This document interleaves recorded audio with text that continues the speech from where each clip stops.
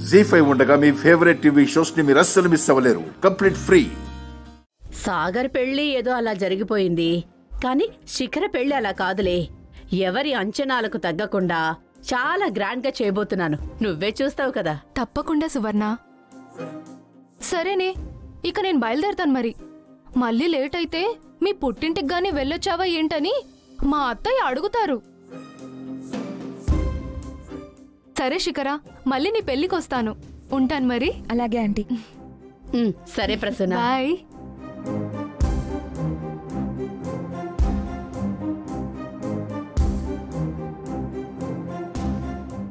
ఏంటి మమ్మీ, నిశ్చితార్థంలో ఏం జరిగిందో ఆంటీకి చెప్పలేదా? ఇంటికొచ్చి మరీ కంగ్రాట్స్ చెప్తుంది. చెప్పని శిఖరా, కంగ్రాట్సే కదా. అయినా వేలికి ఉంగరం తొడక్కపోయినంత మాత్రాన శ్రీకాంత్తో నీ పెళ్లి నిశ్చయం కానట్టేమీ కాదు కదా. పెళ్లి ఫిక్స్ అని కూడా తారాగారితో మాట్లాడేసుకున్నాం కదా. అమాయకపు పక్షిలాగా మాట్లాడి నన్ను ఇరిటేట్ చేయకు మమ్మీ. ఇరిటేట్ ఏంటే?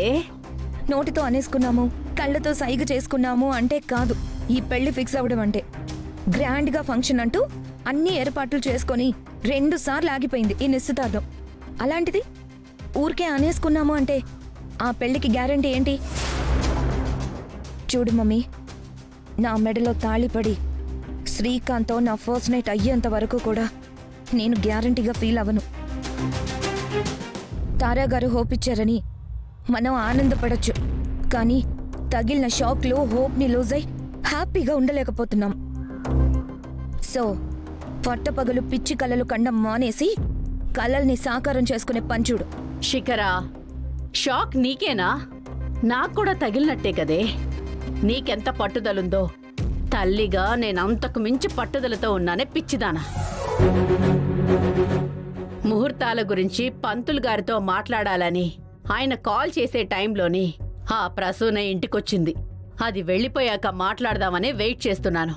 ఇదిగో ఇప్పుడే పంతులు గారికి కాల్ చేసి మాట్లాడతాను. ఉండు.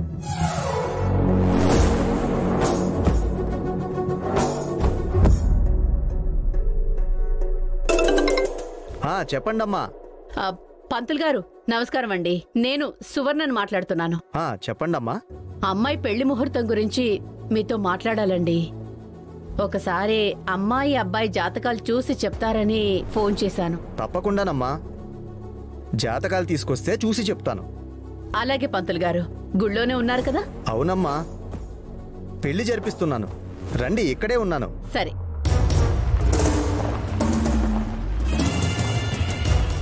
శిఖర, నేను పంతులు గారి దగ్గరికి వెళ్ళొస్తాను. నువ్వేం కంగారు పడకు. అంత సులువుగా వదిలితే అది సువర్ణెలా అవుతుంది. నేను మీ అమ్మను. నా పోలికలే నీకొచ్చాయని మర్చిపోకు, సరేనా?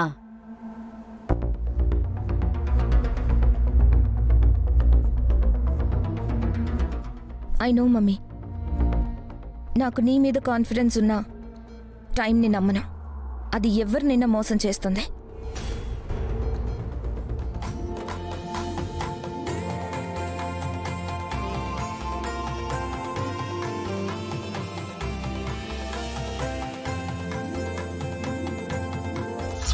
నా బిడ్డ పెళ్లికి ఏ లోటు కలగనివ్వనని మాటిచ్చాను.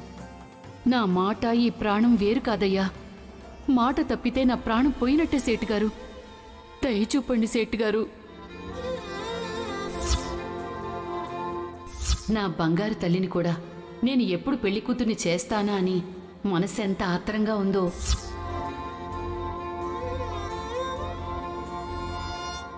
బాబు, వీళ్ళని ఆశీర్వదించడానికి పెద్దవాళ్ళు ఎవరైనా వచ్చారా?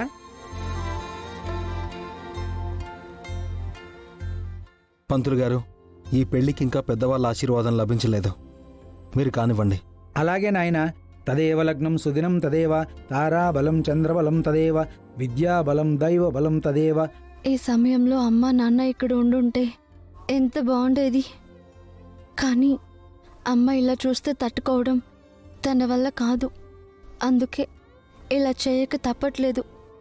ఓం హిరణ్యవర్ణాం హరణీం సువర్ణరజతస్రజాం చంద్రాం హిరణ్మయీం లక్ష్మీం జాతవేదో మమావహ. బాబు, ఈ దండ తీసుకో.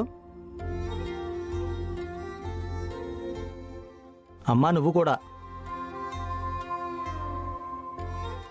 ఒకరికొకరు దండలు మార్చుకోండి బాబు.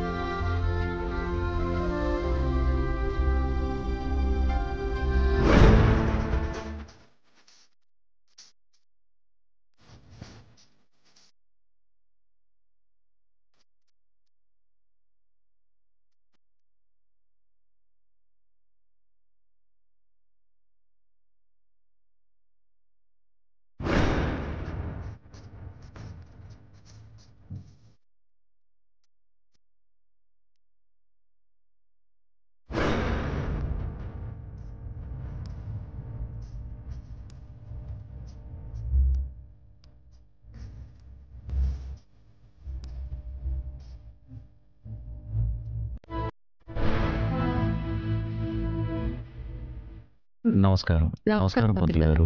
దంపతులిద్దరికీ నమస్కారం అండి. పంతులు గారు, అనివార్య కారణాల వల్ల మొన్న మేము మా అమ్మాయి పెళ్లికి ప్రారంభించాల్సిన పసుపు దంచే కార్యక్రమం వాయిదా వేయాల్సొచ్చింది. అందుకని మళ్ళీ ఎప్పుడైతే మంచి రోజుందో మీరు కాస్త చూసి చెప్తే ఇంట్లో పెళ్లి పనులు మొదలు పెడతాం. తప్పకుండానమ్మా.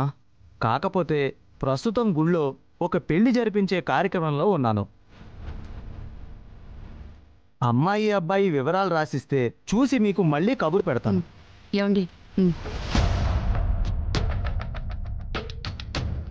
మంచిది. ఇక మేము వెళ్ళొస్తామండి. అమ్మా మాట.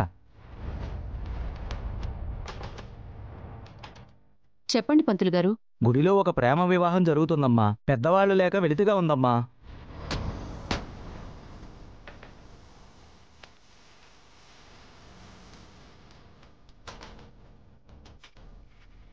తమరు మరోలా అనుకోకుండా ఆ పిల్లల పెద్దవాళ్ల స్థానంలో నిలబడి అక్షింతలు వేసి ఆశీర్వదిస్తే వారికి శుభంగా ఉంటుందమ్మా. అలాగే పంతులు గారు. రాణిమ్మ, ఎందుకు ఇవన్నీ? మనకు అవసరమా చెప్పు? అమ్మా నాన్న లేకుండా పెళ్లి చేసుకుంటున్నారు. బహుశా ఎవరూ లేరేమోనయ్యా. తల్లిదండ్రులుగా ఆ స్థానంలో నిలబడి ఆశీర్వదిస్తే వారికి సంతోషంగా ఉంటుంది. అది మనకే పుణ్యమేనయ్యా. పంతులు గారు, వెళ్దాం పదండి. ఉండండి, ఇది లోపల పెట్టొస్తాను.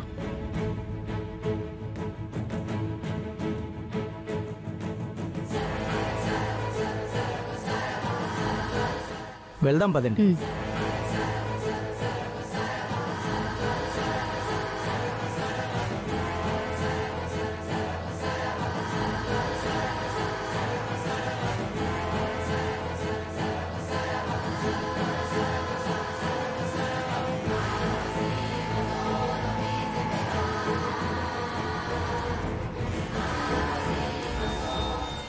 జీ5 యాప్ డౌన్లోడ్ చేసి అన్ని ఎపిసోడ్స్ పూర్తి ఉచితంగా చూడండి.